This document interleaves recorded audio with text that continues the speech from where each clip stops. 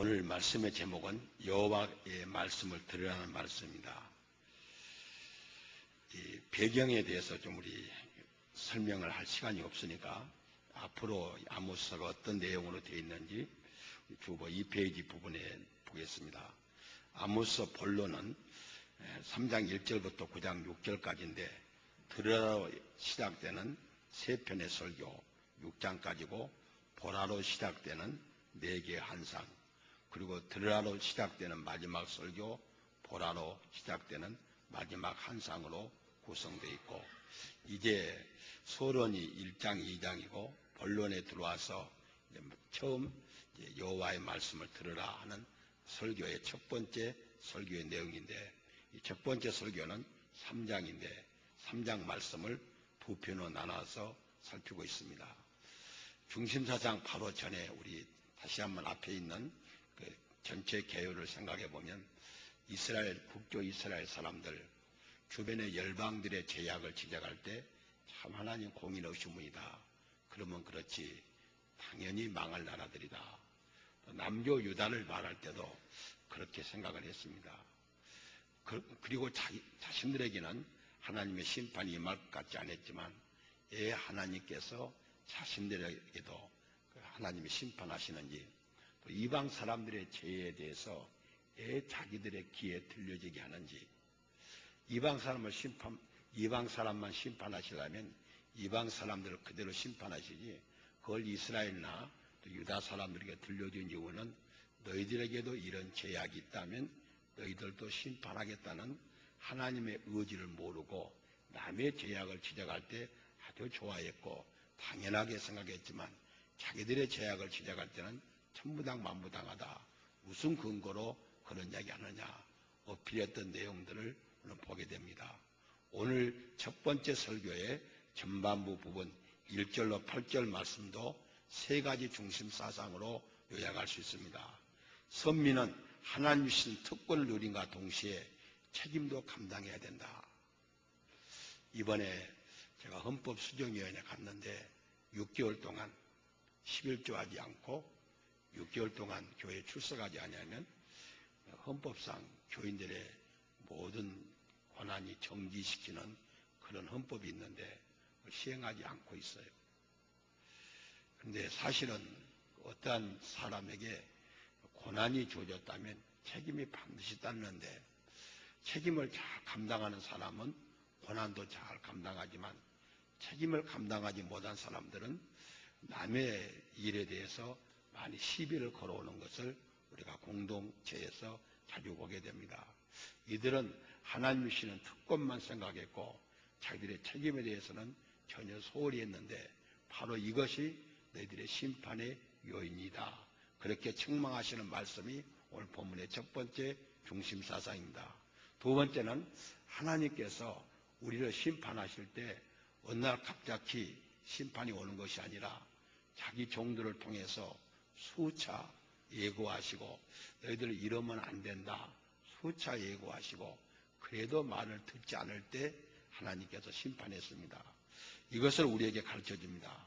주의 종들은 하나님의 말씀을 반드시 전해야 되고 주의 종들이 하나님의 말씀을 전가할 때 나에게 해당되든 안 되든 그걸 들어두고 그것이 어떤 의미가 있는가를 알아야 된다는 사실을 우리에게 말해줍니다.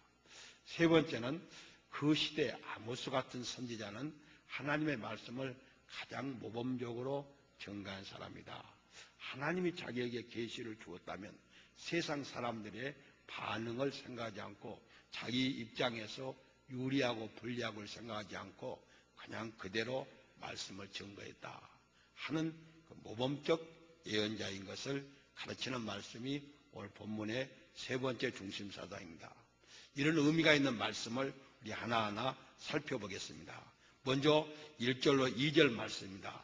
하나님께 대한 이스라엘 백성의 책임과 하나님의 징계입니다. 많은 민족 중에서 이스라엘을 하나님이 선택했습니다. 이스라엘 사람들은 특권의식을 가지고 있었으며 자신들에게 하나님의 심판은 면제된 것으로 착각했습니다. 하나님이 우리를 이렇게 선택하셨는데 왜 우리를 벌 주시겠느냐? 벌 주시려고 선택했겠느냐? 결코 우리는 하나님의 심판의 대상이 아니다. 그렇게 생각하고 살았습니다. 그런데 그것이 왜 잘못됐는지 잘못된 내용에 대해서 1절, 2절 말씀하고 있습니다. 1절, 2절 말씀을 우리 같이 한번 성경을 보시든 주보를 보시든지 같이 한번 읽겠습니다. 같이 읽습니다. 시작.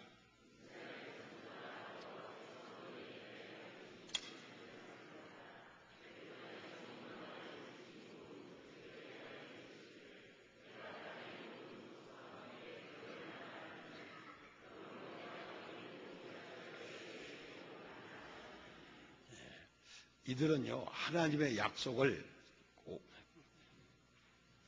곡해했습니다. 자기 입장에서 해석했어요. 이스라엘, 여기서 이스라엘은 남조, 북조 전체를 가리킨다고 볼 수 있습니다. 하나님의 심판에 대해서 그들은 전혀 관계가 없는 거로 생각했어요. 하나님은 분명하게 그들에게 심판을 예고해도 그것은 다른 사람의 이야기. 교회에서 어떤 제약을 지적하면 두리번거리면서 누가 안나? 그 사람에 대한 해당이고 자기에게는 해당되지 않는 것처럼 생각했어요. 하나님의 심판을 말해도 전혀 하나님이 자신들에게 하는 것으로 듣지 않았습니다. 하나님은 특별히 이스라엘과 특수관계가 있습니다. 우리가 시장에 가서 물건 하나 사는 거, 또 노예 시장에 가서 노예 하나 사는 것처럼 이스라엘을 선택하지 않고 이스라엘을 선택할 때 장자로 선택했습니다. 그리고 그들과 특수관계 언약을 했어요. 너희를 복을 비는 사람 복을 빌 것이요 저주하는 사람 저주할 것이다. 그들을 애굽에서 구출할 때 어린 양의 피를 통해서 구속했어요.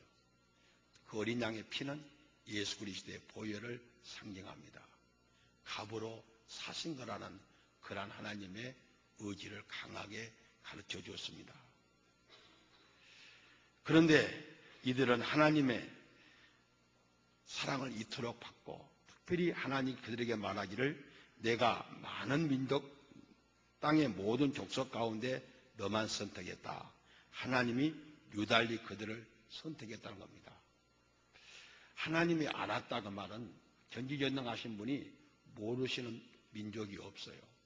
여기서 안다는 뜻은 뭡니까? 하나님이 택했고 사랑했고 그들만 하나님이 인격적인 교통을 했다는 이야기입니다. 그런데 이들은 하나님의 사랑을 곡해했어요. 최고의 은혜를 받았으면 거기에 대한 책임을 다해야 되는데 은혜만 이야기하고 책임은 멀리했어요. 다른 내용을 우리가 생략하고 6페이지 중간쯤 그러나 거기서부터 제가 읽어봅니다. 그러나 이스라엘은 자신들이 선택하신 하나님의 목적이 있었다는 사실을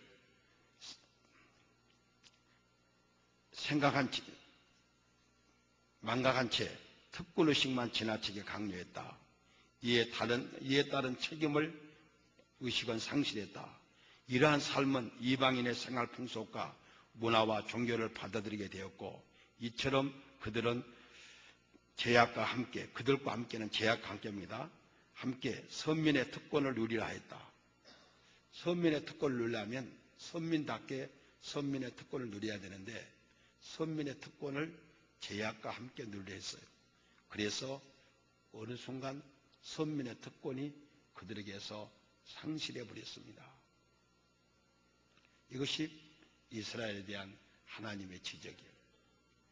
선민답게 살았어야 되는데 지을 죄는 다 짓고 못된 짓 다 하고 그리고 자신들이 선민인 것으로 착각할 때 이미 그 행위 가운데 그의 중심 사상 가운데 선민의 특징은 없어졌어요. 남은 것은 뭐요? 베델과 길갈에서 제사의식만 남아있어요. 이때 하나님의 심판은 불가피합니다. 그러므로 내가 너희 모든 죄악을 너희에게 보응하리라. 하나님은 심판은 분명히 하셔야 돼요. 하나님의 언약은 양면성입니다. 신명기를 중심으로 모세 율법에 하나님과 이스라엘 백성이 언약할 때 내 말에 순종하면 수천 대까지 복을 주고 내 말에 너희들이 순종치 아니하면 포로가 될 것이다. 하나님이 심판하시고 포로가 될 것을 말해 줬습니다. 심판 속에 하나님의 은혜가 있어요. 그들이 죄를 지었는데 심판하지 아니하면 버린 자식이에요. 죄를 지었을 때 심판이 오면 하나님의 언약이 실현된 걸로 보고 회개하고 돌아오면 회복이 됩니다. 이것이 불신자와 우리와 달라요. 불신자들은, 선택되지 않는 사람들은 죄를 짓고 심판하면 그것이 영원한 심판으로 이어져요. 하나님의 선택된 사람들은 심판이 올 때 하나님의 언약의 실현으로 봐야 돼요. 축복도 언약의 실현이지만 심판도 언약의 실현이에요. 그 언약의 실현의 심판으로 볼 때 회개하게 되고, 회개하고 돌이키면 오히려 전보다 더 큰 축복을 주시는 것이 신구약 성경의 전체 흐름이에요. 1절, 2절에서 세 가지를 우리에게 말해줍니다. 심판은 죄악에 대한 징계로서 불가피하다. 하나님 백성이 지은 죄는 가증스러운 것이었다. 은혜자에게 배은망덕하였고 그들은 하나님의 사랑에 무감각했어요. 주신 은사를 멸시했고 충성의 요구하는 명령을 무시했어요. 이런 자들에게 심판은 당연히 와야 된다는 거예요. 안 오면 이들이 계속 죄악에 빠져서 헤어날 길이 없기 때문에 지금 심판해야 돼요. 심판은 하나님의 속성상 징계가 불가피하다. 여러분, 지금 대통령 형이 들어갔잖아요. 대통령 가족은 특별하게 도덕적 수준을 유지해야 돼요. 여러분이 대통령 형이 들어간 것을 보고 야, 정권 나쁘다 그렇게만 이야기하면 곤란해요. 하나님이 우리에 대해서도 특별 취급을 하시고 대통령실에 민정수석이 있어가지고 친인척을 관리합니다. 천사 중에 우리를 관리하는 그런 천사들이 있어요. 우리에게는 훨씬 더 엄격한 잣대를 대요. 이것을 오늘 우리에게 하나님의 속성상 우리가 누군가를 안다면 우리는 훨씬 더 엄한 잣대로 하나님께 우리를 재고 계신다는 거예요. 세 번째는 자기 백성의 교정을 위해서 심판이 불가피해요. 자식의 잘못을 보고 징계함이 없다면 사생자요. 아버지의 사랑을 아버지는 반드시 징계한다고 히브리서 12장에 그랬어요. 우리 한결이가요. 할머니한테 반말하니까 반말하지 말라 그러다가 습관되면 선생님한테 한다. 선생님한테 절대 안 한다고. 그러니까 한 번은 아파트에서 애들이 막 떠들고 심한 장난하니까 할머니 걔들 혼내요. 그래서 야 나무 손자가 어떻게 혼내냐. 나도 친할머니니까 반말하지. 그래서 할 말이 없었대요.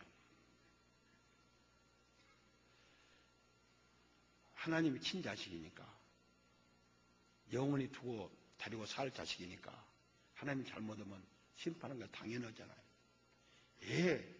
저 재벌들은 죄를 지어도 놔두고 우리는 조금만 죄를 지으면 예민하게 하나님 심판하십니까? 그러면 그들 취급해 주거나 그러면 곤란해요. 이스라엘은 선민이므로 하나님의 사랑만 받고 심판이나 징계를 받지 않는다고 착각했어요. 공의로우신 하나님은 훨씬 자기 자식들을 더 엄하게 다루시고 이 땅에서 엄하게 다루심으로 영원히 우리와 함께 있게 해서 엄하게 다루신다는 거예요. 오늘 교훈의 말씀 봅시다. 권리에는 특별한 의무가, 특별한 은총에는 특별한 거룩함이, 특별한 계시에는 특별한 정밀 검사가, 특별한 사랑에는 특별한 응답이 뒤따라야 돼요. 우리가 하나님에게 특별한 것을 받았다면 더 큰 징계를 받고 더 큰 상처를 입기 전에 우리가 지금 이 순간에 이때 회개함이 훨씬 더 유익하다는 사실을 우리에게 보여줍니다. 두 번째 말씀입니다. 하나님의 심판을 내리시는 것이 정당한가? 하나님의 심판하신다니까 하나님의 심판의 부당성을 지적해요. 그래서 오늘 이 3절로 6절 상반절까지 말씀은요, 우리들의 입에서 지당하십니다. 내가 지은 죄에 비하면 형벌이 값없습니다. 그 말을 나와야 징계하는 목적이 실현돼요. 그래서 지금 우리들의 입에서, 이스라엘 백성들의 입에서 하나님의 심판 지당하십니다 라고 말을 끌어내는 말씀이 바로 지금 3절 이하의 말씀입니다. 첫째 뭡니까? 두 사람이 뜻을 같지 않는데 어찌 동행하겠느냐? 두 사람이 뜻이 같지 않는데 어찌 동행하겠으며 그랬어요. 제가 결혼을 69년도 12월 5일 날 결혼했어요. 43년 동안 같이 살았어요. 그냥 맞춰 살았잖아요. 뜻을 같이 하고. 회사에 부닥치면 어떻게 살겠어요? 하나님과 우리가 지금 동행하고 계세요. 내가 네 안에, 주께서 내 안에. 하나님과 우리와 뜻이 같아야 돼요. 나의 품은 뜻 주의 뜻같이 되게 하여 주옵소서. 그래야 되는데 전혀 하나님의 뜻과 정반대되는 엉뚱한 짓을 하면 어찌 하나님이 너와 동행하겠냐고 말이에요. 이스라엘은 모세 때 하나님은 우리와 함께하지 아니하면 저를 불러달라고 모세가 그랬어요. 하나님과 함께하는 것을 엄청난 은혜로 알았어요. 제가 어제 세례문답을 마치고 가서 시편 119편 원고를 쓰면서 얼마나 크게 은혜를 받는지 몰라요. 시인들은 이렇게 살았구나. 이렇게 하나님과 동행했구나. 그 시인이 어제 시인이 하는 말이요. 나한테는 어제 한 말이요. 어제 시편을 봤으니까 말씀이 하나님의 말씀이 자기 삶의 가장 유용성이고 최대한으로 행복 지수를 높여주는 것으로 시인이 하나님을 찬양하고 있더라고요. 내게 말씀 주신 것이 그렇게도 감사한 것을 표현했어요. 하나님과 뜻이 같아야 돼요. 그런데 이스라엘 사람들은 하나님과 뜻이 전혀 달랐는데 특별히 북쪽 이스라엘은 예루살렘으로 가라는데 베들과 길갈에다가 단을 세워놓고 하나님과 정반대된 삶을 살아요. 그리고도 심판이 오면 그냥 우리는 심판의 해당이 아니라고 그래요. 두 번째 뭡니까? 사자가 먹을 것을 찾았을 때 숲속에서 함성을 지를 수밖에 없지 않겠느냐. 우리 4절 말씀 제가 읽습니다. 여러분들은 세번역 성경을 한번 읽어보시기 바랍니다. 주보를 보시고 사자가 엉킨 것이 없는데 어찌 숯불에서 부르짖겠으며 젊은 사자가 잡은 것이 없는데 어찌 굴에서 소리를 내겠느냐.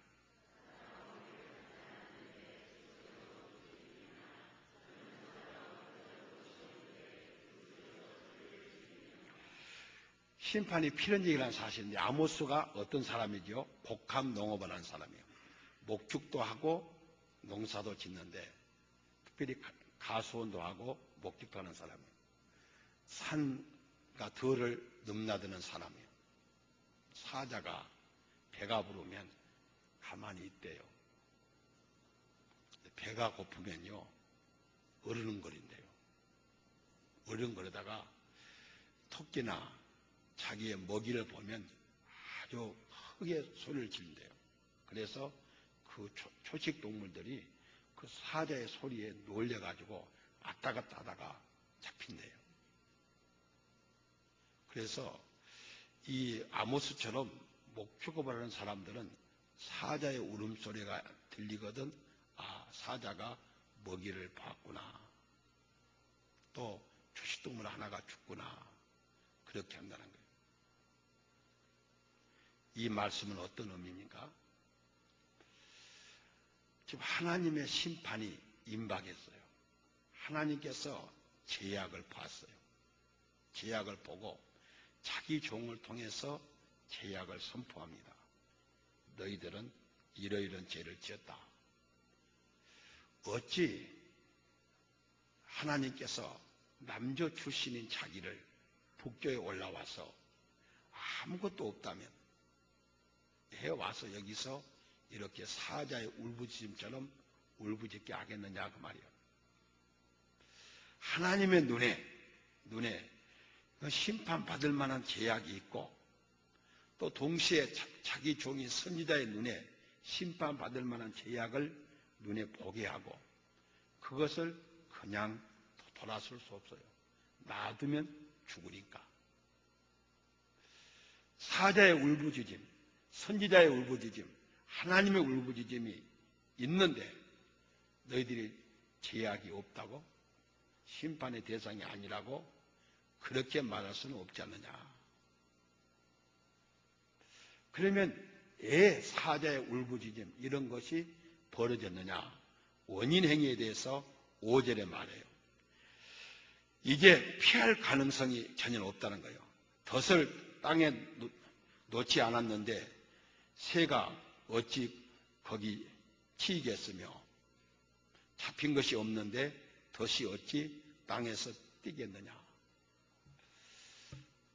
지금은 잘 몰라요. 우리 젊은 사람들은 모를 거예요. 저도 신트리 아파트 온다 하면 그런 일이 없는데 갈산에 살 때는요 지도설 났어요. 그럼 밤중에도 지도 잡히면 지도시 막 뛰어. 아파트 사니까 그건 좋더라고. 지도도 안 놓으니까. 잡힌 것이 문제가 아니라 처치가 더 문제잖아요. 새가 덫을 놨는데 그 먹이에 유혹이 돼가지고 먹이를 먹으러 가다가 걸렸어요. 하나님의 선민들에게 죄악의 유혹을 덫을 놨는데 그 덫에 걸렸어요. 쥐도 그렇고 새도 그렇고 시골에서 새도 덧나서 많이 잡지 않아요. 그런데 잡혀가지고요 그 쥐나 새들이 야 이제는 나는 죽었구나. 그리고 그냥 나 죽이려면 죽여라. 그리고 움직이지 않고 포기하고 있는 쥐나 새가 어디 있어요? 발버둥을 치지. 너희들은 지금 어떤 상태예요? 쥐나 새가 덫에 잡혔어요. 왜 덫에 잡혔어요? 그 덫을 놓으면 다 좋아하는 것을 놓잖아요. 모이를 놓는다거나 새를 잡을 때 모이를 놓는다거나 쥐가 좋아하는 음식을 놓고 그것에 유혹돼서 그걸 먹었어요. 우리가 죄악의 덫에 걸리는 것들이 있잖아요. 유행가에 나온 대로 안 된 줄 알면서 왜 그랬을까? 그거 먹으면 안 된 줄 알면서도 알고도 먹는 경우도 있잖아요. 덫에 걸린 줄 알면서도. 이제 걸렸으면 이제는 발부둥 치지 않겠느냐고요. 이제 이렇게 돼서 덫에 걸렸는데 나 죽이려면 죽이시오. 그리고 포기할 그런 짐승이 어디 있겠냐고요. 덫에 걸렸다면 죽임이라도 잘못을 뉘우치라고요. 그 다음에 이제 6절 말씀이요. 성읍에서 나팔이 울렸는데 백성이 어찌 두려워하지 않겠으며 그래요. 지금요 계속 오늘도 유명희 원사님도 기도하시고 우리 계속 기도에 나오잖아요. 유럽발, 중국발, 이기가 계속 나팔이 부는데 전혀 관심이 없는 거예요. 성에서요 침략군이 침범했다고 전쟁 신호 나팔을 불었어요. 한국 경제가 어려워질 거라고 유럽발 나팔을 불고 중국발 나팔을 불었는데 전혀 관심이 없는 기업인들이 없잖아요. 대비를 하잖아요. 두려움을 갖잖아요. 이미 하나님의 심판의 나팔이 불었는데 어찌 너희들이 가만히 있겠냐고요. 그런데 아모스 시절에 그들도 가만히 있어야 될 이유가 있어요. 거짓 선전에 나가지고 절대 하나님의 백성들은 망하지 않는다. 어떤 죄를 지어도 괜찮다. 우리는 우리 민족은 망할 수 없다. 확신 있게 거짓 선전에 가르쳤어요. 죄 짓고 들어오면 회개하고 회개한 후에 형제로 받아들이고 한영사를 해야 되는데 그냥 죄 짓고 온 사람들 일주일 내내 세상에서 죄악과 싸우다 왔는데 교회에서 위로받아야지 무슨 또 교회에서 또 잡느냐. 그리고 교회 와서 다 환영해주고 하니까 일주일 동안 지은 모든 죄는 면죄부를 받은 것처럼 다시 또 나가서 죄를 짓는 거예요. 죄를 두려워할 줄 모르는 거예요. 이런 일이 있었기에 하나님의 심판은 불가피했다. 이스라엘 사람들의 이야기예요. 오늘 3절부터 6절 상반절까지 말씀의 교훈이 뭡니까? 교훈은 이것만 생각하고 넘어갑시다.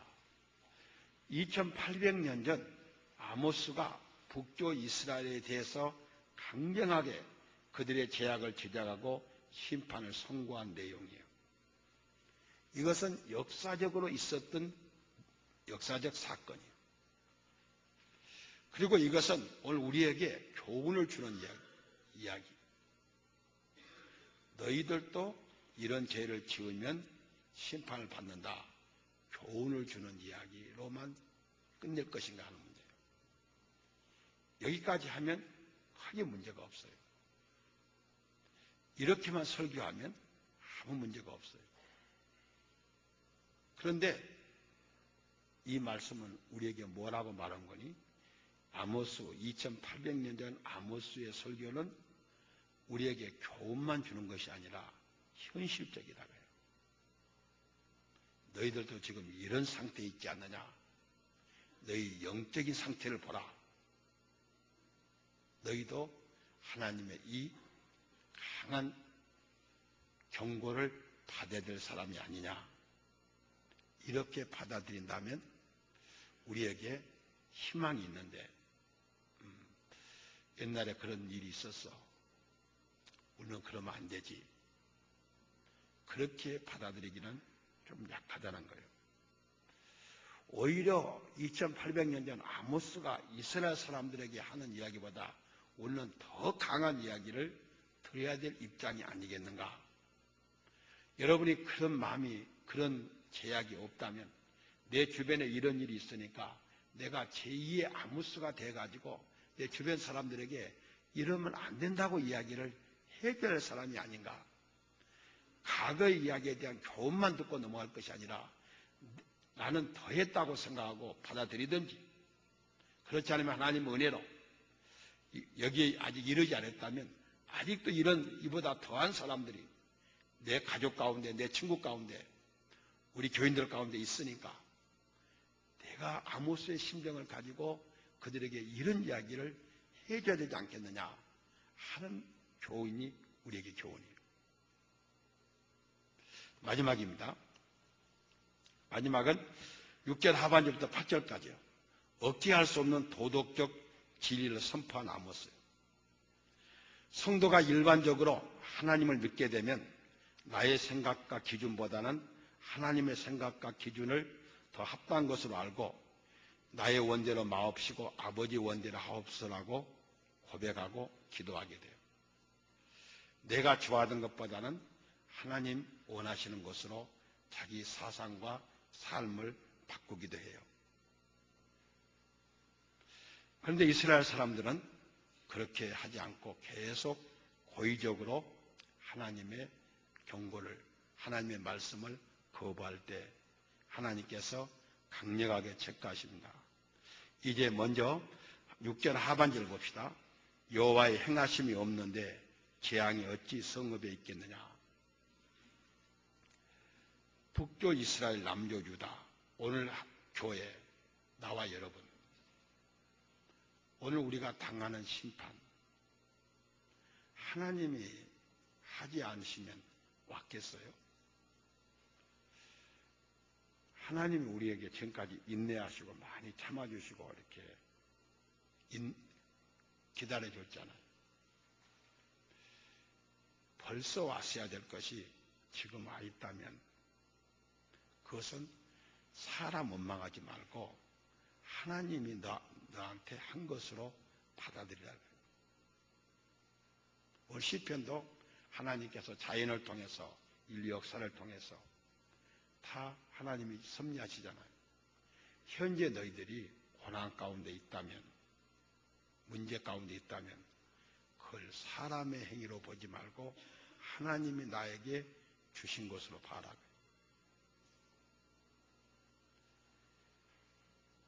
세번역 성경은 어느 성읍에 재앙이 덮치면 그것은 주님께 하시는 일이 아니겠느냐. 너희들은 내 백성인데 내가 내 허락 없이 너희들 누가 손이라도 대겠냐고요. 너희들의 죄악 때문에 내가 허락한 것이니까 문제가 있거든 심각하게 자기 고민부터 하라 그 말이에요. 두 번째는 뭡니까? 두 번째는 모르는 거 아니에요. 우리가 어찌다 이렇게 됐지? 그럴 일은 우리 한 건도 없어요. 특별히 강성교회를 한 달만 출석하신 분들은 어찌다 내가 이런 일을 당했지? 그럴 사람 한 사람도 없어요. 그 이유는 뭔거요? 바로 7절 말씀. 여호와께서 자기의 비밀을 그 종 선자들에게 보이지 아니하시고 결코 행하심이 없느니라. 노아 홍수 때도 아브라함에게 소돔과 고모라를 멸망을 할 때도 요셉에게 7년 기근도 요나에게 니네성의 멸망도 갑자기 한 것은 없어요. 다 자기 종들을 통해서 자기 백성에게 하나 둘 셋 하고 다 갑자기 심판한 건 없어요. 다 알려줬어요. 이모로 저모로 모를 것 하나도 없이 다 알려줬어요. 그래서 제가 평소에 늘 그러잖아요. 진짜 모름 같아서 이야기해주고 싶어도 삐질까 무서우니까 이야기를 못 해줘요. 그럼 잡아먹으려고 할 거 아니에요. 그러는도 잡아먹으려는데. 잘해줘도 잡아먹으려는데. 만약에 제약을 지적하면 너는 깨끗하냐고 대들까 무서우니까 목사가 용기가 없어갖고 꼬리 내리고 있잖아요. 모를 것이 뭐 있어요. 다 알지. 나를 통해서 우리 차장 예배 때 두 목사님들을 통해서 일부 예배 때 다른 부익을 통해서 샅샅이 다 알려줬잖아요. 하나님은 그리고 어느 때는 내가 성경 읽다가 어느 때는 술만 먹고 자동차를 타면서 기독교 방송을 들었는데 꼭 나한테 한 이야기처럼 들리잖아요. 전혀 엉뚱한 일을 하나님이 안 하세요. 하나님 엉뚱한 분이 아니에요. 치밀하시고 질서의 하나님이세요. 다 자기 종들에게 알려줬어요. 그리고 8절 말씀, 마지막 8절 말씀. 특별 계시를 올바로 받으면 누가 전하지 않을 수 있겠냐고요. 사자가 부르니 누가 두려워하지 않겠으며 여호와께서 말씀하신 즉 누가 예언하지 않겠느냐. 하나님의 종들, 하나님의 사람들은 반드시 하나님이 하시란 말씀을 전할 수밖에 없다는 거예요. 이것이요, 다른 교회에서는 불가능해요. 은근히 목사가 설교를 자유롭게 선정하면 곤란하잖아요. 그러면 오늘은 나 때문에 이 설교를 했구나 그렇게 생각할까 못하니까 순수적으로 하잖아요. 찬양 예배만 우리 이승재 목사하고 김상구 목사만 임으로 선택하지 아침 예배도 시편 다 순서대로 시편 하잖아요. 이승재 목사나 김상구 목사는 평일날 안 보니까 하고 싶은 이야기도 하라고 그래요. 근데 우리는 평소에 보잖아요. 에이, 목사님, 나보고 그 설교 준비했지요. 그럴까 못하니까 우리는 그렇게 못해요. 늘 얼굴 보는데 순서대로 계시하는 거예요. 이 지금 미가서 말씀을 전하는데 이 말씀이 왔는데 여기 보니까 누가 해당될 것 같으니까 그 말 안 하면 되겠냐고요. 아모스 이제 우수성이 뭐예요? 하나님이 말씀하신 것은 하나도 빠짐없이 다 이야기했다는 거예요. 이것은 아모스를 위해서도 백성을 위해서도 좋은 일이에요. 그래서 우리 교회에서는 어때요? 이쪽에 앉아 계시면 이쪽을 보고 이야기하잖아요. 이쪽에 있으면 이쪽 보고 이야기하고. 혹시 얼굴이 부닥치면 마음 상할까봐. 하나님의 종들은 이야기를 해야 돼요. 순서가 되면 빠져나가서는 안 돼요. 이제 빠져나갈 길을 연구하고 있어요, 지금.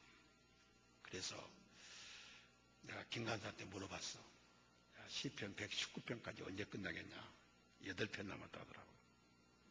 그러면 다음부터 부교육자들 신약 설교를 하고 시편 119편은 좀 말씀에 대한 내용이니까 내가 해야 되겠다.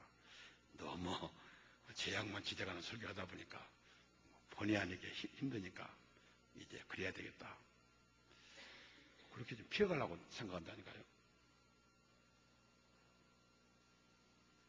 그래야 될 것 같죠. 너무 이제 하박국, 특별히 하박국 아모스는 제약에 대한 강력한 체크이기 때문에 이제 안 되겠다. 그래서 한번 지금 계산해 보고 있어요. 그래서 시편 118편까지 부교육자들이 하고 부교육자들과 신약으로 아사라오고 나는 119편은 거기는 다 은혜로운 말씀이에요. 책망보다는 아주 기쁘고 감격스러운 말씀이니까 그건 부교육자들이 하지 않고 내가 해야 되겠다.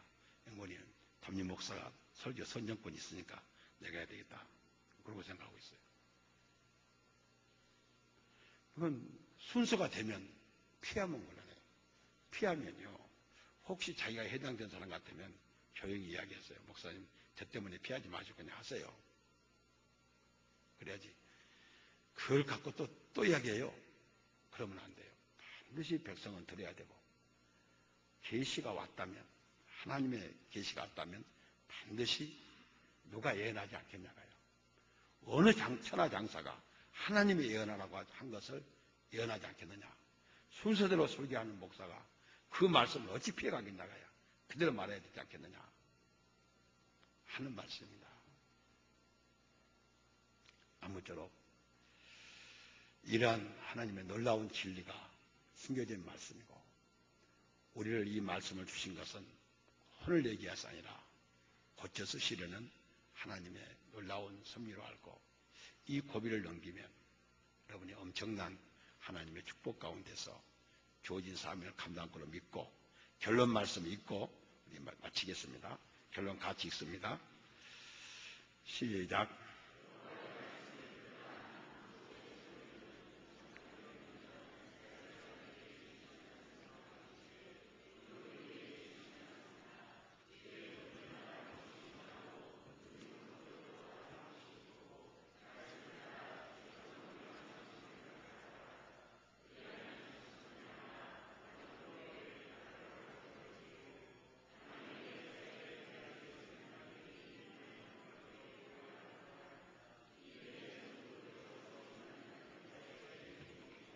아멘. 일어나셔서 우리 찬송 380장 뜻을 생각하시면서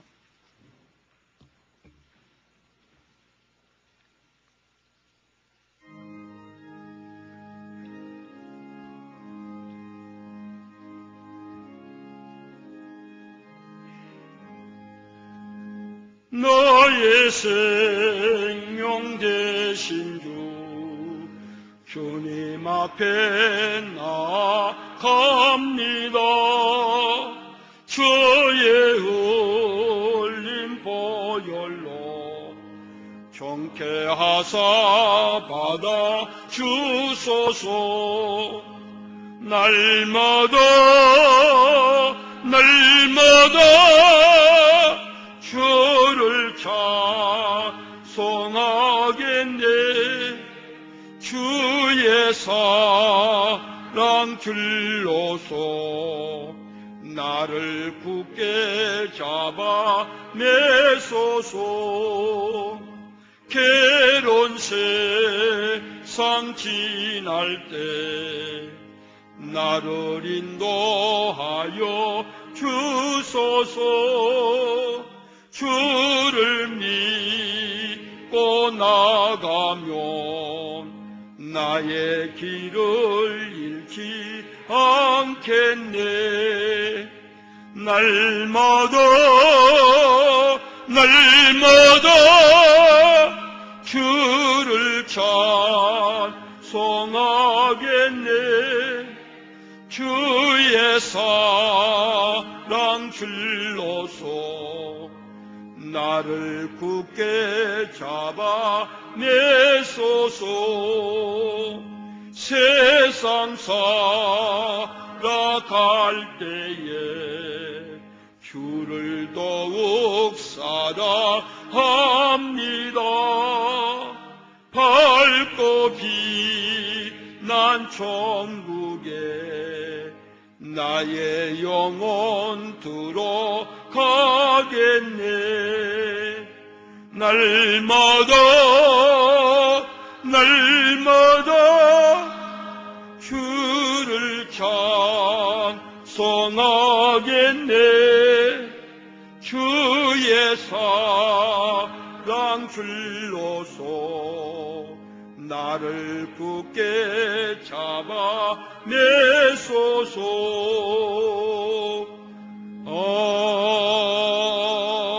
아멘. 우리 주 예수 그리스도의 은혜와 하나님 아버지의 놀라우신 사랑과 성령의 감화하시고 감동하시고 역사하심이 주의 말씀을 듣고 새 역사의 주역으로 새롭게 살기를 소원하는 사랑하는 모든 믿음의 식구들 위해 지금부터 영원토록 함께 있을지어다. 아멘.